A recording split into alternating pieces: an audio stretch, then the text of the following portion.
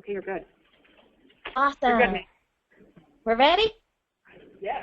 Yay! Hi, everyone. Good morning. I'm sending you a big virtual hug today because I wish I could be there in person, but unfortunately, I am not able to. So I apologize that I'm not able to be there today, but at least I can try and make this for you as interactive as possible. You get to hear me for a couple of sessions. We get to kick it off with Office 365 licensing this morning, lay the groundwork for you, and then you'll also see me again for night school tonight. So I'll be helping out with learning how to make more money. I know we all want to know that. And then the other thing, too, is on SharePoint and OneDrive. So as we're kicking off today, and I'll just kick it off with a couple of highlights before we dive into the licensing. Our time in Office 365 is, we're right at the cusp of change coming. And the reason why I say that is because Ignite is scheduled for next week, and Microsoft is intending to release a lot of new updates and a lot of new changes, but that really won't take effect for end of, the previews will be out end of this year, and then it's supposed to be officially out by Q2 of next year. So I'm mentioning that to you because everything that you're going to hear today is going to be based on what's going to be available for us to use and work with today, and the changes that you'll hear through the woodwork of Ignite next week will actually carry through into next year. So just know you're still here at a very good time, and that everything that we're going to give you for information today is going to be valid for another year, and everything that you learn today will still carry the groundwork for what the changes are to come for next year's transitional plan as well. So excited to deliver the 365 licensing piece to you. And as we dive into this today, if we take a look, we're really talking about two basic options. We're talking about a home version of Office 365, and we're talking about a business version of Office 365 as well. And in our case, what we are going to focus on is the business version. And the reason why I say that for today is because while there is a home version that's available, we don't have an upgrade path for that. And so that means that when we get that telephone call from our client and they say, hey, I just went to Best Buy and I'm so proud of myself because I just bought a new laptop. And you say, first of all, let's get past the fact that you didn't consult me, but then on top of it, they hit you with, oh yeah, and by the way, they sold me this 365 home version, and I can't get SharePoint, or I can't get the business version of OneDrive connected, and all those great things. And so what we have to say to them is, I'm sorry, you bought the wrong plan, let your kids have that, and let's buy the right one that fits your business. So for our offerings and everything that I'm going to cover, it's going to be on the business focus. And the reason why I'm telling you that is because Office 365 home version does not have a conversion path to get the business option. So that's why we have to go with the business version for the business plan. So I'll talk you through a couple of the core options. Now Grant will remind you of some of these things when he gets into his session a little bit later. But to cover off on what the basics are and what Office 365 can give us. So the first and foremost thing that we get to talk about is the Office piece itself, which is the Office Professional version.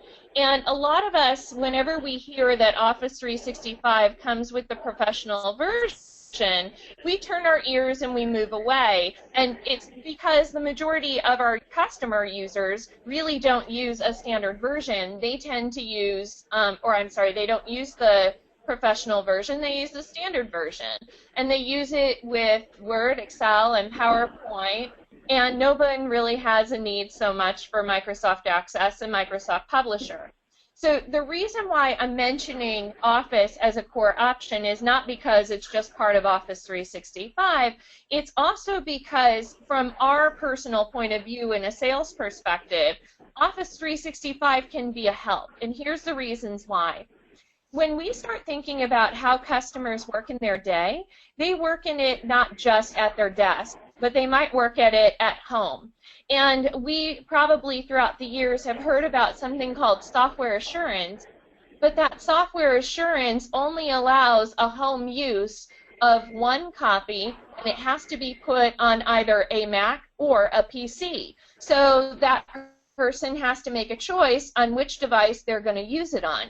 When we start to get into Office 365, we can have a downloaded copy available on up to 5 devices in total. So that covers any device that they work on, a phone, a tablet, a laptop, a desktop version, and they can mix and match if they have a Mac and a PC, and it covers them on up to 5 devices. The other reason why I'm mentioning this is because while Microsoft does offer a free version of an app for people to connect to, it doesn't give them as much functionality as if they have the Office Professional SKU tied as part of their Office 365 account. They'll get more features to be able to work with documents and modify documents as they need them. So when we start taking a look at Office 365, one of the key things to think about is if you have customers that are doing hardware refreshes, think about moving away from the OEM copy that we would normally put on that device and instead look at offering Office 365 Pro Plus as an option because of that download on 5 device option. Now, if you have any questions, just keep in mind we'll try and save those for the end so that way we have enough time to make sure all your questions are answered. Plus, we can get a microphone around to make sure that everyone is able to hear what those questions are too. So in skipping over, we'll now start to point out information about the file storage. And this information I'm giving you is 2 days information. And the reason why I'm telling you that is because I do know that this information will change in the future. But as of today, we have an option of working with both SharePoint and we have an option of working with OneDrive. And I'll go through the differences later on tonight when we get into night school on the session. But what we're finding out is that 1 terabyte is not 1 full terabyte of information that you can store the end-all be-all of the ends of documents. And the reason why I'm telling you that is because specifically on OneDrive, we want to think about a limit that Microsoft currently has in place. And that limit is 20,000 items in OneDrive per person. So what that basically means is we can't take all the network drive and put it underneath OneDrive because 1 document equals 1 item and 1 folder equals 1 item. And on average, we have about 4 nested layers before we even get to a document. So the point that I'm making to you is that, yes, Microsoft offers 1 terabyte per user, but that really only equates to 20,000 items. So we have to talk about what the roadmap is and what the plan is and how to make the most of both SharePoint and OneDrive, and that's what we'll cover later on tonight. But the hint that I can give you today is that, or at least this morning, is that OneDrive has a limit of 20,000 items, and that's 1 document and 1 folder equaling an item apiece. So the next thing that we'll talk about and move into is web conferencing. And I think we have all heard the recent announcements from Microsoft that Lync is being rebranded as Skype for Business.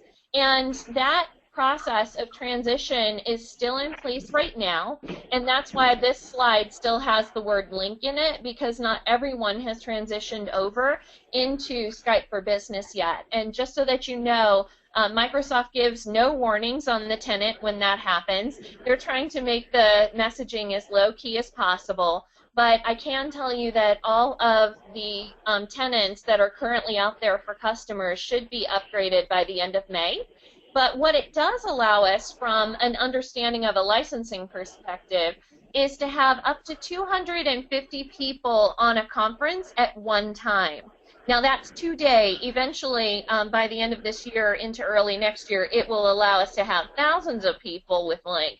But for today's purpose, it's 250 people in Skype for Business that we can have on one call at one time, and only one person needs to own the license. So the great thing about this is if you have customers that are currently using alternative web providers for their conferencing. For example, they might be using WebEx, where they're paying $60 to $200 a month just for one license. This is something that we can take a look at to see if it's a good fit for them to give as an alternative, because when you're talking $25 a month to $200 a month, and Link/Skype for Business is only going to cost us at most, you know, $5.50 or $6 a month, it's a very affordable option to be able to give compared to the other options that are out there in web conferencing.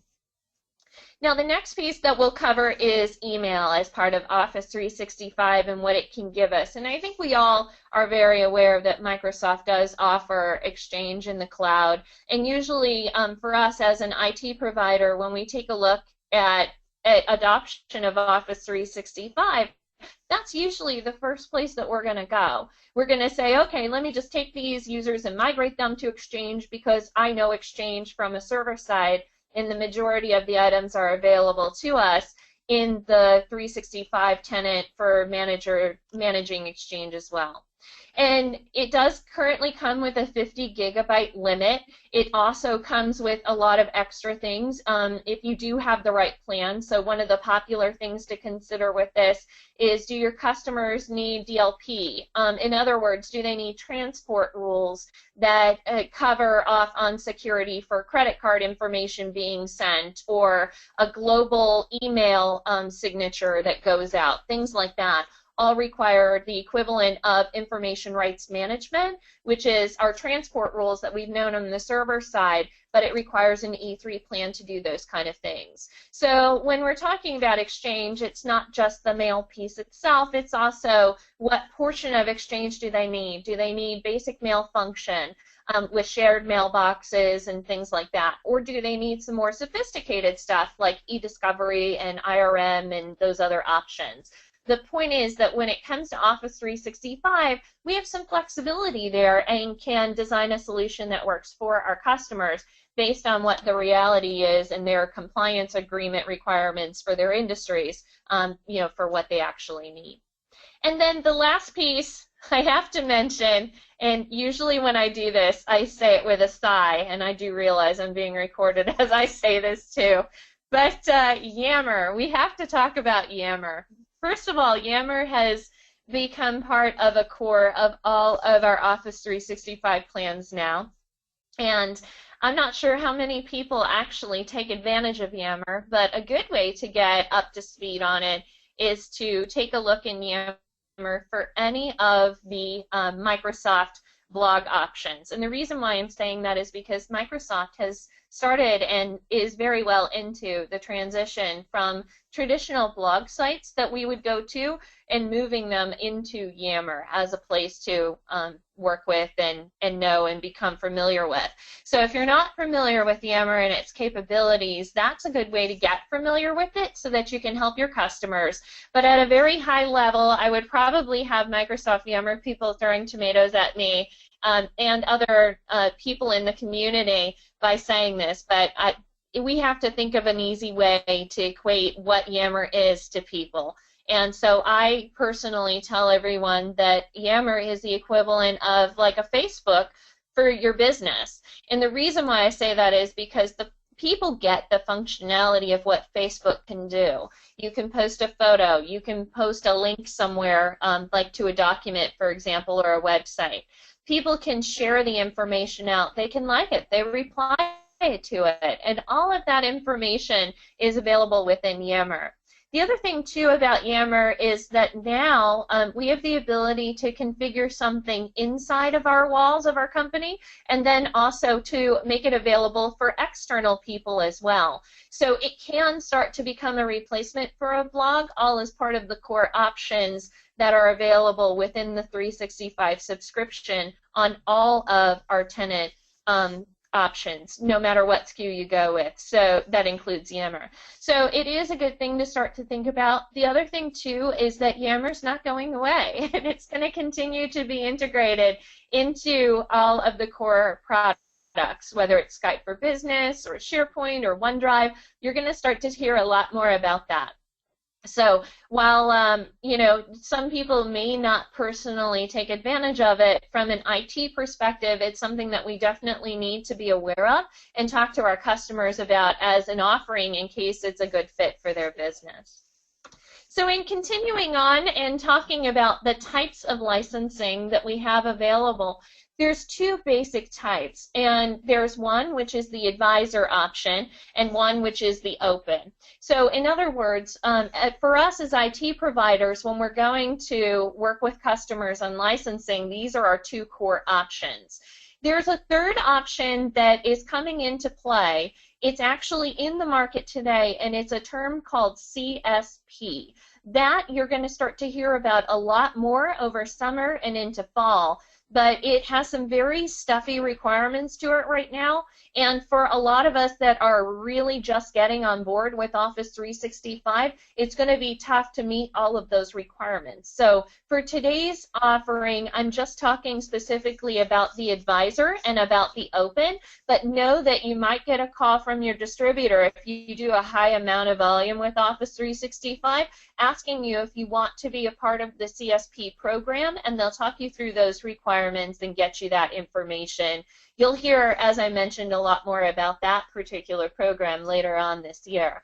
But for right now, let's just dive into the two main options and how all of this works. So when we look at Advisor, what we're saying is the customer should be signing up directly through Microsoft Office 365 website, and when they sign up directly through the Office 365 website, they are tagging you as partner of record. And I want to make sure to mention that because a lot of us know that if we go into our own tenant, we'll be able to click on a tile that says partner and be able to see a list of all of our customers.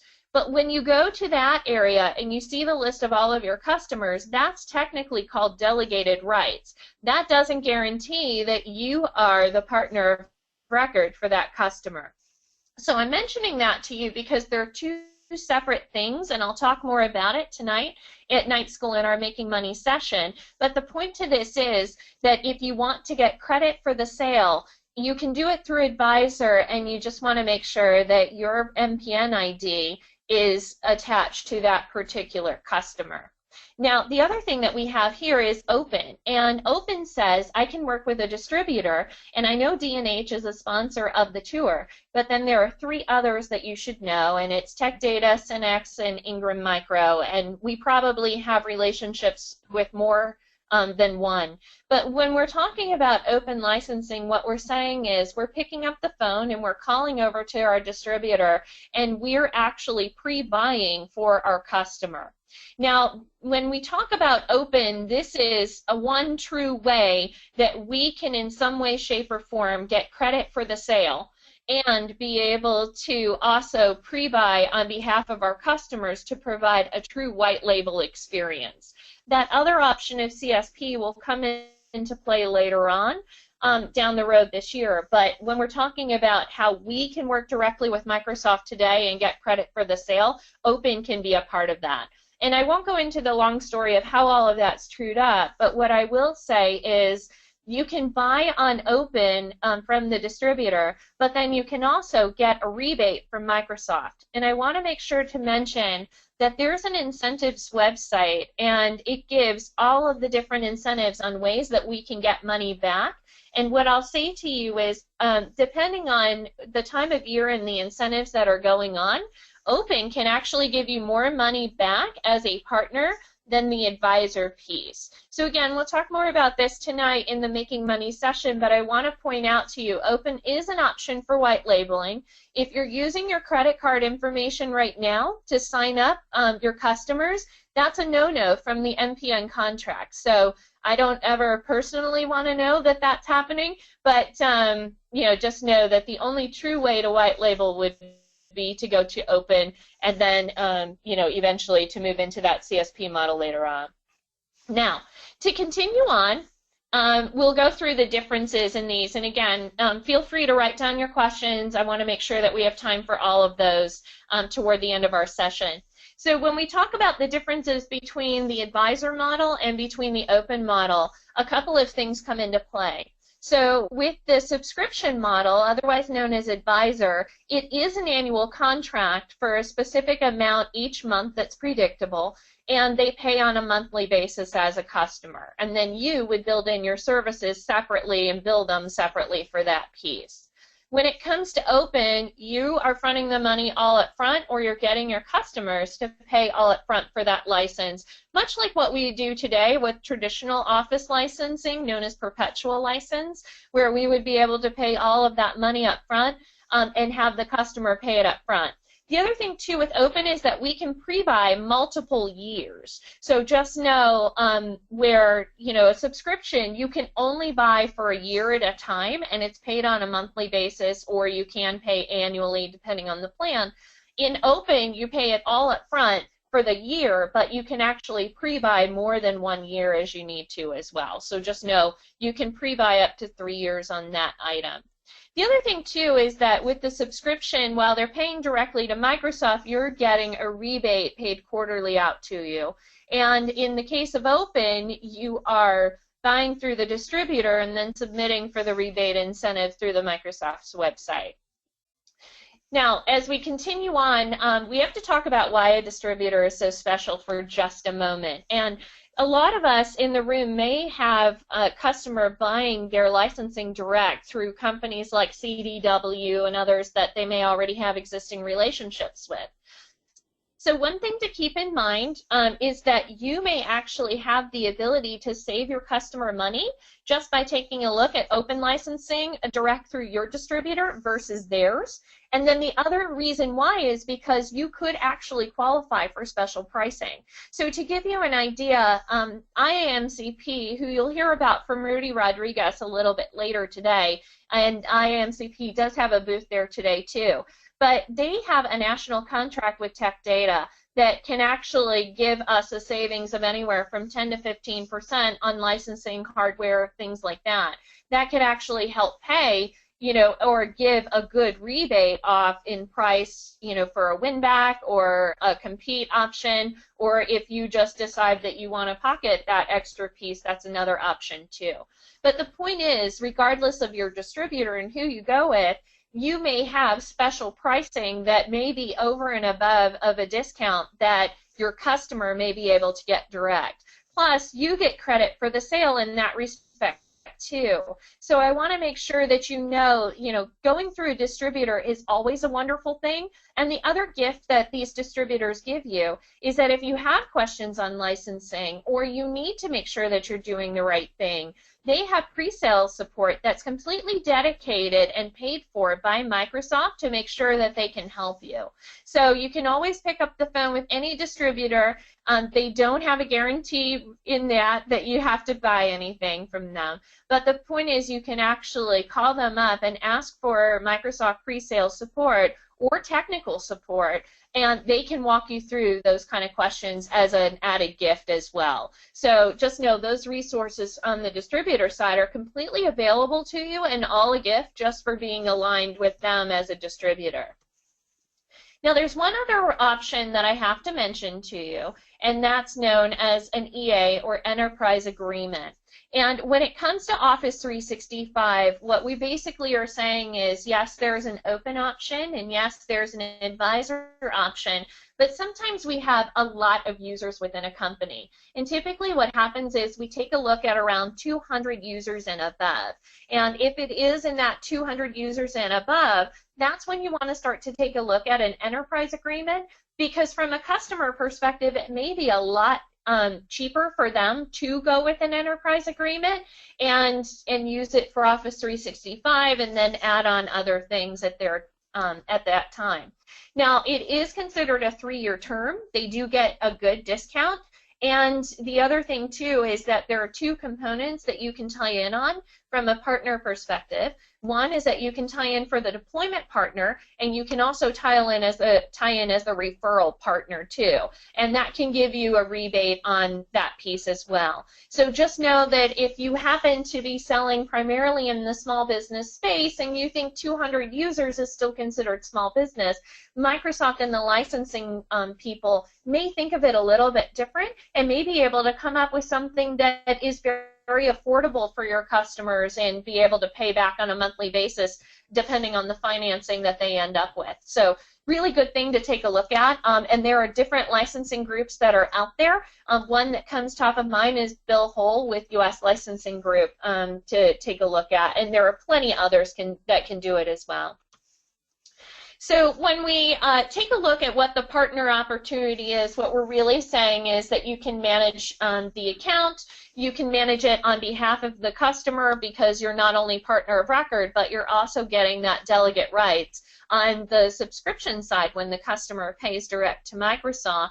But then on the open side, that's where you get to get that key and be able to plug it into the portal of Office 365 for your customer and activate it there. And then the true up happens in the back end with a combination of you signing up for the incentives and getting those reports direct from the distributor. So as we start to talk about these options of 365, you know, you would think that it would be very easy to understand why you're so special as a partner, but one of the things to think about is a lot of us will just say, oh, well, we just want, you know, our customers to go direct because we're not ready to get into Office 365 yet. We still want to handle servers. We haven't developed a service model yet for working with Office 365, things like that.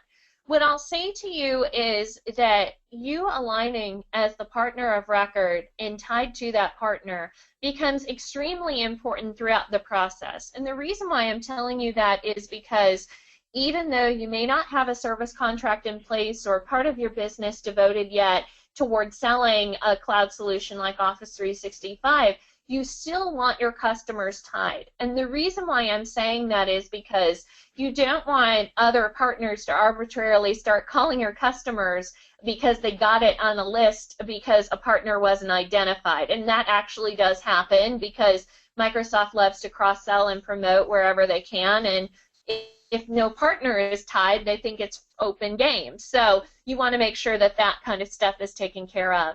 The other thing, too, is that even though you might not yet be ready to start going full-fledged in selling this solution yet, understanding the licensing just in general is really important because when your customer comes to you, you can actually give them some guidance. Even if you have to make a call to the distributor, you're still doing that instead of having them go direct to Microsoft and potentially losing that portion of that piece of your business.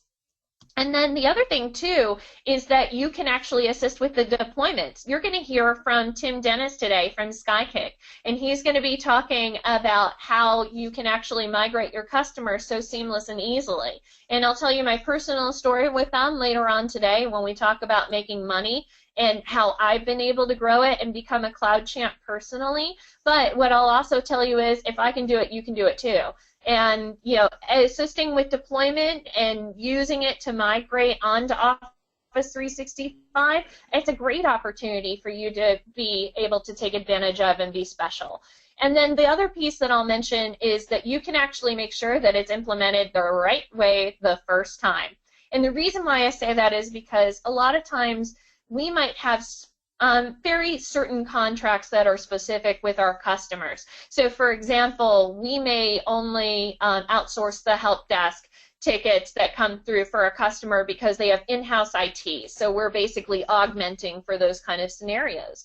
And what we're saying with this is if a customer is going on to Office 365, you should be the partner that's helping them the first time get it right, and that they don't hit into any pitfalls, and that they don't take it on themselves because it looks so easy.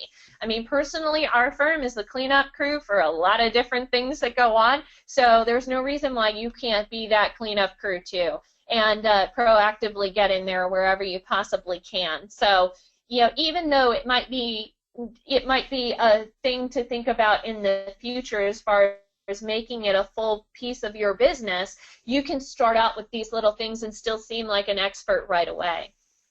So I do have, as part of the deck, all of the licensing breakdown that's included here, and I'm actually going to hop out of this and go into the licensing itself to walk you through that. And the reason why I'm going to do that is because I have a quiz for you. And the reason why I'm giving you this quiz is because if you plan on taking an Office 365 exam, that Office 365 exam will have licensing as a component of it. And you need to know the licensing, because if you don't, you will fail the exam, because that's how much of it makes up as part of the exam percentages. So you want to make sure to understand that, and I'll give you that quiz in just a minute. So I will hop out of this, and give me just a second so that I can go into our little screen here.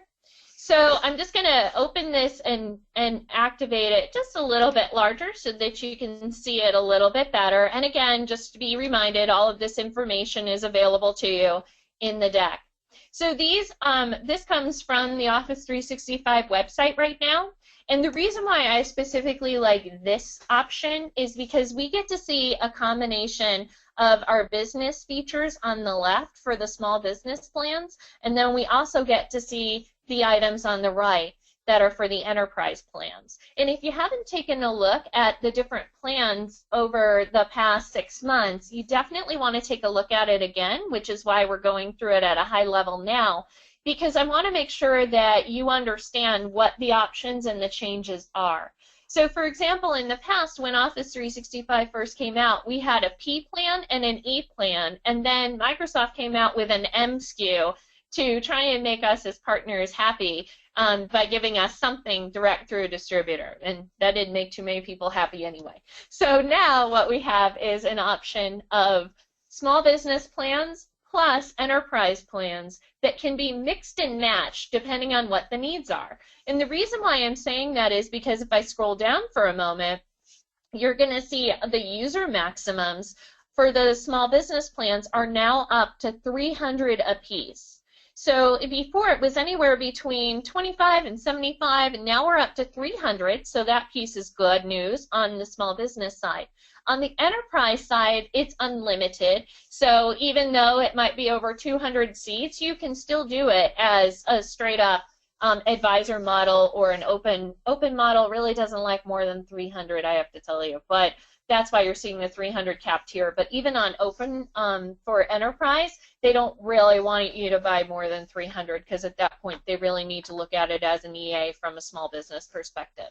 But the point is with all of this that we can mix and match. So for example, you may have customers that only need the equivalent of this business essentials, and there may be half of the customers that just need that, and half of them that also need standalone Pro Plus. Well, guess what? We can do that. Or you might get into a situation where half of them need the business essentials, and half of the others need the E3 SKUs because they need unlimited archiving, and they need the DLP rules to apply, and things like that.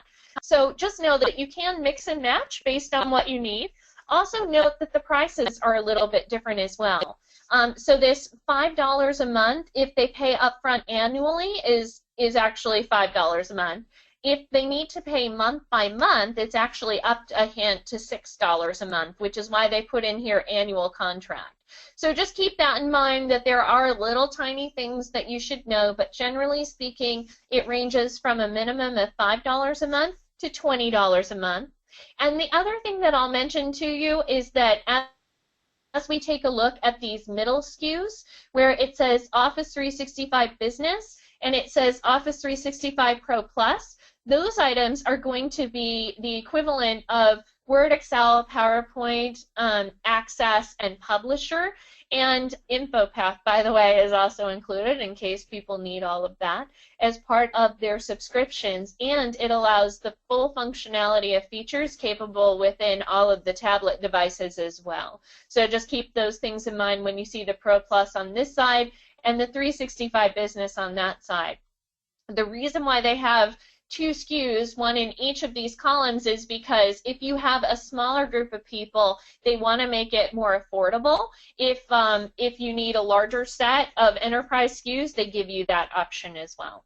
So let's go through at a very high level what these things mean, because these screens can be very confusing, and so Microsoft is trying to make it a little bit easier for us to understand it.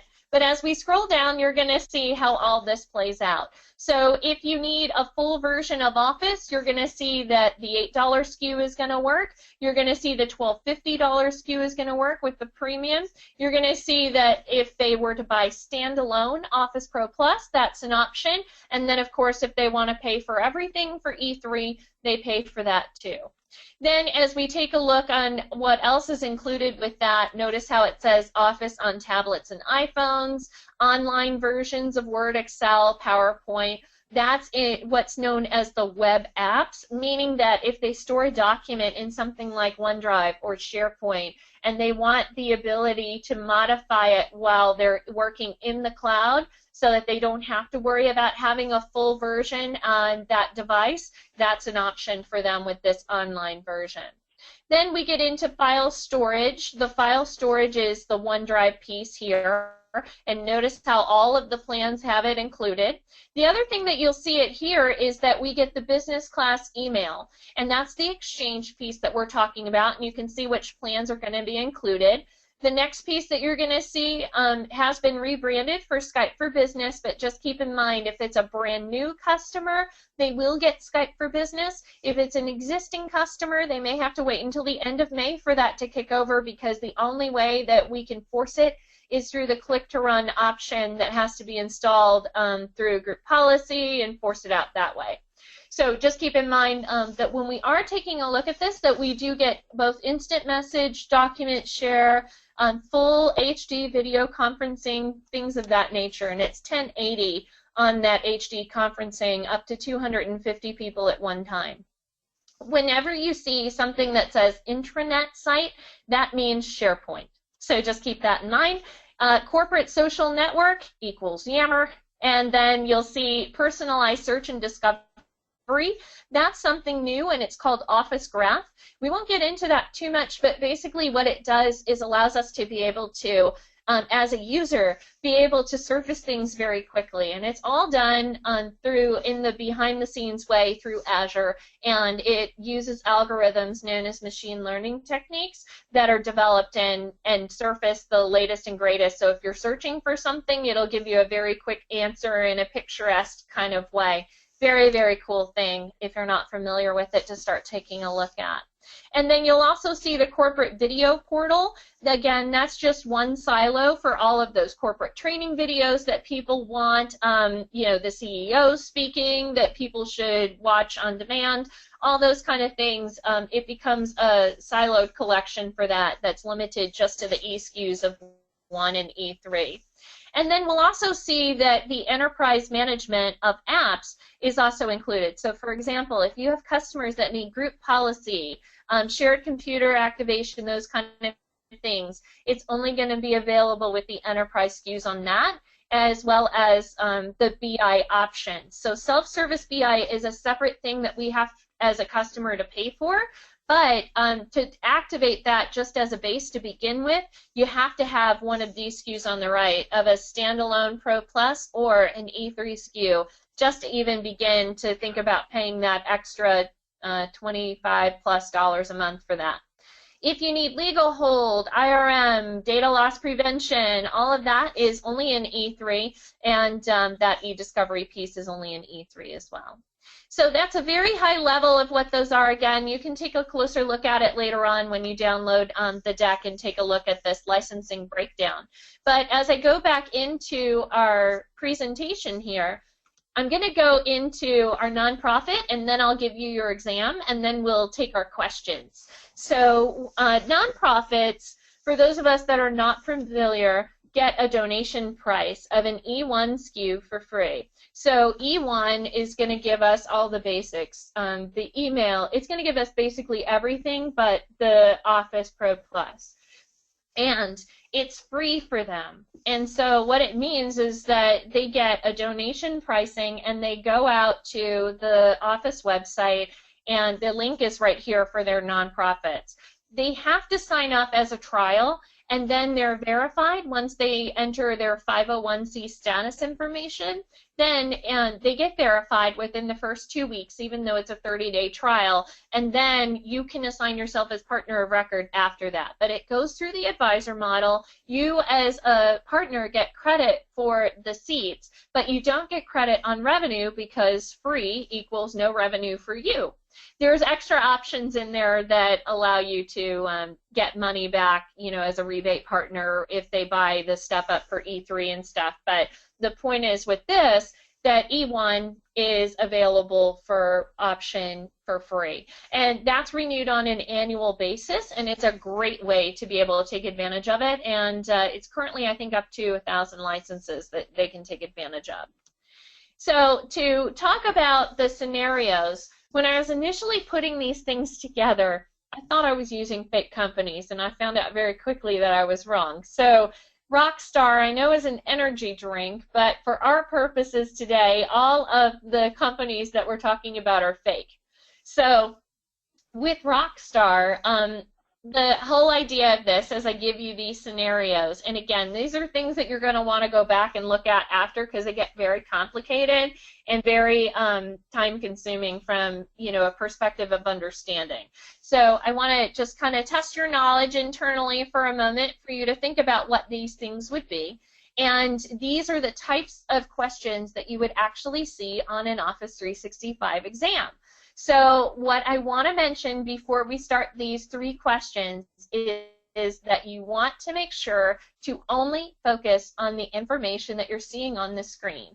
And the reason why I say that is because a lot of times we want to imagine other things because that's part of our day and how we work with customers, but that's not the way that we want to focus when we're talking about taking an Office 365 exam. So these things, as I go through them, just focus on what you see on the screen and what you would recommend as a result of seeing them on the screen, and you can take a look at it when you download the presentations later on. So scenario 1, company Rockstar has old technology. The customer has 10 users. And when we say old technology, 7 are on PCs using 2003. Supported or not, that's what it is. And then 7 are on Mac with Office 2004. So the latest edition, to be clear on both of these, is the equivalent of Office 2013 today on the PC side and Office 2011 on the Mac side. And I want to make sure to make a note of that, and the reason why I'm mentioning it is because there is an Office for Mac preview that's currently out, but it is not part of general availability. So, you know, the current that's available today is still going to be Office for Mac 2011. Now, in this particular scenario, they want to upgrade the hardware, and they're using a combination of both laptops and tablets for Microsoft Office. So I'll give you a moment to think about, out of all of those SKUs, which ones would make sense to suggest for them to upgrade, and then I'll actually show you the answer.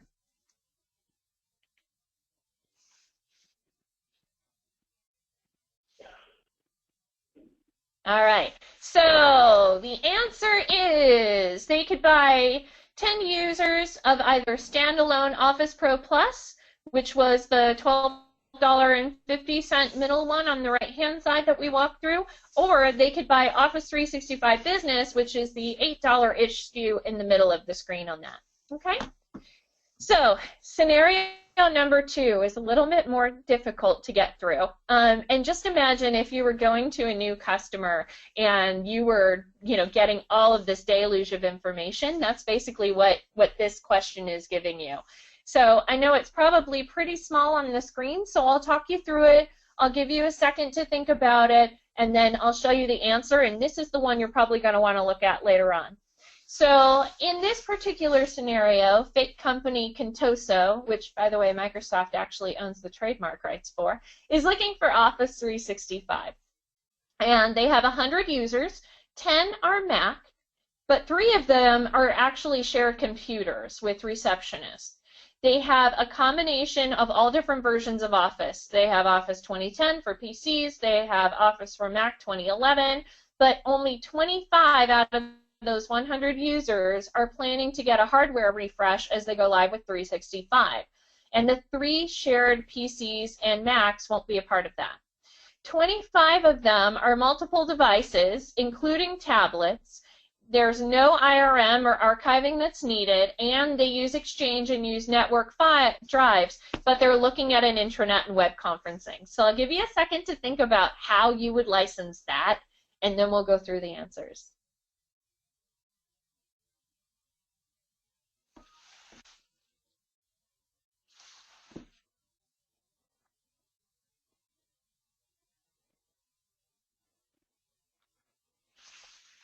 Okay, so answers are, this one is a little bit complicated and tricky.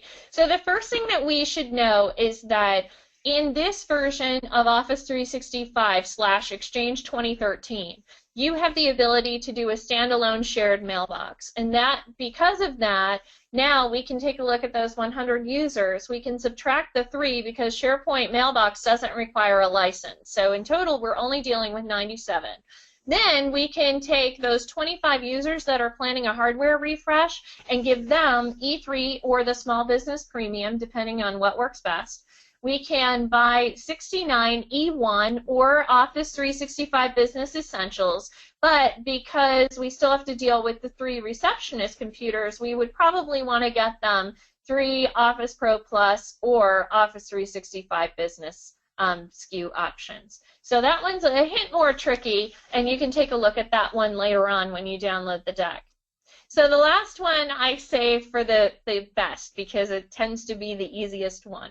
So Stellar, which is supposed to be a fake company, already has Office 365.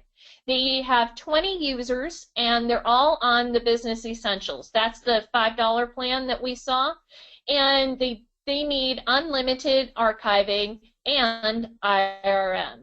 So what would we recommend to them? I'll give you a moment to think, and then I'll show you what the answer is.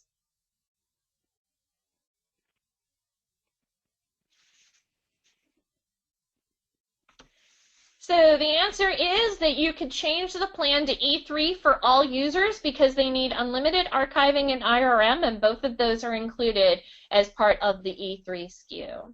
So now that you've taken your licensing quiz, a couple of things to remind you about.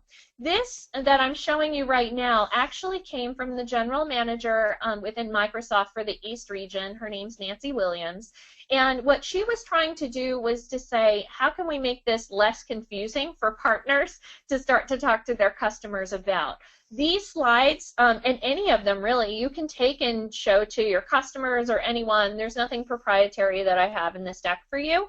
And feel free to show these to your customers if you think that it's going to be helpful. So one of the things that we can start to ask is, for the customers, do they already or do they want to use multiple devices or machines? So if the answer is yes, they need a combination of iPad and smartphone apps and Office Online where they can work in the cloud and store their documents as well. These are the corresponding plans that would actually make sense for them. And all of this, by the way, has been updated based on the new pricing and the new SKUs from back in October of last year. Now, the second question that we can ask is, what about cloud storage? And the reason why this is important is because we currently have a lot of customers that are on Dropbox, and they're on Google, and they're on Box, and some of the other options that are out there. Microsoft can actually be a good, more secure solution for them to start to take a look at, and you'll see that the 1 terabyte of cloud storage is highlighted here. But there's another one that can be highlighted, which is the team site option a couple of layers below as well. It's all part of the same plans, regardless of which one you go with, just for that. So keep that in mind too. And then for question number 3, do you already have or do you want to have online meetings, such as, right now they might use GoToMeeting or they use WebEx or something comparable? Then you'll see what the solution is here for the online meetings with those corresponding plans. So again, all of those are available to you, and these are just some extra slides on how you can offer it. So I'll make sure that we have enough time for our questions now. We've got a few minutes for them before I have to sign off for this session and come back and see you in a little bit. So do we have the microphones ready to start asking our questions? Do we have any questions?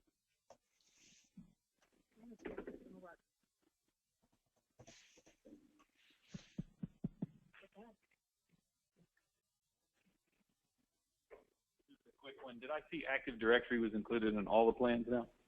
No, Active Directory is only going to be included in the enterprise plans. I'm so glad that you asked that question because we do need AD integration for our customers in many cases, and you've got to go with the eSKUs for those kind of things. So the link service that you've got, or Skype for Business, which, by the way, I hate the way you guys double name everything just to say that. But anyway, it's like, really? So is that only included in the software? Like, I know you have email only, software, and then software and email basically 2 times. You have one on enterprise level and one on that. So the link agent is only included in the software. So if my clients want to use Link, they've got to have the 365 software set with whatever and they've got to have the service, correct? No, they got to have. That's actually a really good question. So Link, with the Pro Plus and with the small business version of Office Pro Plus, both of those by nature come with Link/Skype for Business, right? But you can actually get a standalone plan of Link, and it will allow them to download the software. So in other words, they may have OEM Office installed on their machines, but if they were to buy a standalone plan of Link/Skype for Business, then that would give them the software as a user to download it too. So they can have a standalone plan and get that software and not have to have that special SKU of Office Pro Plus. You can work around it through the standalone option of buying Link by itself. Okay, thank you. You're welcome. Great questions. I have one in regards to the licensing for Advisor. Yeah. If you're doing month to month, and your clients are, I don't see an option in there to actually remove a license. I've been able to do it by submitting a support ticket with Microsoft, but I don't see that option in there. Okay. Is that something that they're changing, or is that different if they're doing this new CSP or open licensing? So here's some good news that I can tell you. Initially, when Office 365 came out, it was very frustrating because we couldn't get rid of a license if we needed to, and we had to go through the support ticket process. You may not see it as the delegate administrator, but if you are looking as, if you're signed in as a global admin or a billing administrator as an example, you will see this option. And basically what it says is when you go into the subscription of the portal and you look at the license and you click on that, you'll be able to remove someone. But like I said, you may not see it on your side because sometimes they don't show us that piece, but they're looking at changing that so that you can. But right now, you may actually have to sign in as an administrator of, with a separate alias, and then you'll be able to see it and remove it, and you can actually delete it right on the screen. You don't have to go through support anymore, thank goodness. So just know that has shifted and changed over the past few months for us. Can you go over the licensing for the shared mailboxes again? Yeah, so licensing on shared mailboxes is free. There's 2 freebies that we get. One of them is shared mailbox, and then the other freebie that we get is aliases. So for example, a lot of our customers have info at, or sales at, or contact at, or support at, whatever it may be. All those aliases are free. So if we want to do it as an alias, we can just tack it on to the address where it should forward into, and then they respond under their name. But in the case where we actually need to create a shared mailbox for that, all of that can be free as well. And so what happens is you'll see in the portal underneath Exchange an option for shared mailboxes, and that's where you can go and create the alias for the shared mailbox, and then you can assign individual people that can go into. The other cool thing about that, though, is that someone could technically also log in underneath that shared mailbox alias name, and that's how it becomes a standalone, where before in the past in Exchange we would always have to require a user alias to get associated. Now it can actually be a standalone thing. There's special documentation that's out there on TechNet to help you, but that's generally how it can actually work to be a standalone mailbox and available. one other thing on that shared mailbox that I'll mention is that a lot of times we have users that leave the company, and we have to do something with them. And we don't want to get rid of their mail because somebody needs to look at it, and there might be a time where there's a period of transition and we don't know who that person should be yet because they haven't told us. But you can easily convert that Exchange license over to a shared mailbox, and it's available to you right on the portal within Exchange. So you can convert that, and it can go from a licensed user to absolutely free, and then you can give access rights to whoever needs it, whether it's that moment or in a future moment too. So it can be a really handy thing for us to start to take more advantage of now. Did that help answer your question? A follow-up question on the Active Directory. You mentioned that Active Directory was only included in the enterprise version. When I look at your slides, it says Active Directory integration, and the bullets are across both business and enterprise. So could you clarify that? Oh, shoot. Hang on a second. Let me just take a look. Then, because if it's in there, then that means that there's been a bit of a change. So hold on a second. Bear with me. I'm looking at the deck that we downloaded from the site. Deck? Okay. So I'll have to go back and take a look. But if it's in my deck, then that probably means, yes, that it's true, and yes, AD would be included. Sorry about that.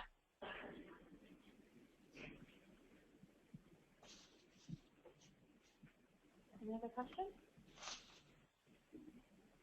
It looks like that's it, Melanie. So thank you so much for presenting on this, and we will see you later on in the day. All right. Thanks so much, everyone. See you in a little bit. We have a couple-minute break before our next presenter. So feel free to coffee, sodas, juices, all through the doors over there. And then don't forget, also, please fill out the survey for Melanie on your mobile app as well. So we'll be back and give us 10 minutes or so, and we'll have the next presenter up.